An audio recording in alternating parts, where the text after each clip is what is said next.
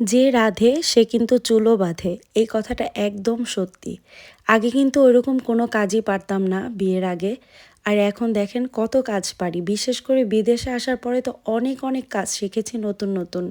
লন্ডনে কিন্তু এখন অনেক বেশি ঠান্ডা পড়ে গিয়েছে তুলনামূলকভাবে। আর শীতের সময় কিন্তু পিঠা খেতে ভালোই লাগে।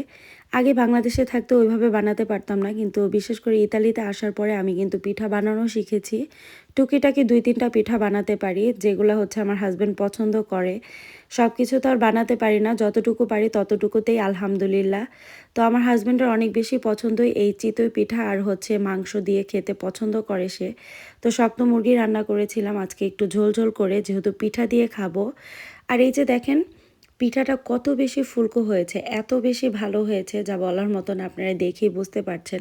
আর এই হলো সেই শক্ত মুরগির মাংসটা, যেটা আমি হালকা ঝাল ঝাল করে রান্না করেছি, একদম বাংলাদেশি স্টাইলে।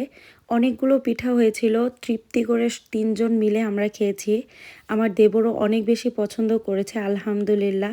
আপনারা কারা কারা এখনও ঠান্ডা আসার পরে পিঠা বানিয়ে খাননি, এখনই বাসায় বানিয়ে খেয়ে ফেলুন। আজ এই পর্যন্তই, সবাই ভালো থাকবেন, আল্লাহ হাফেজ।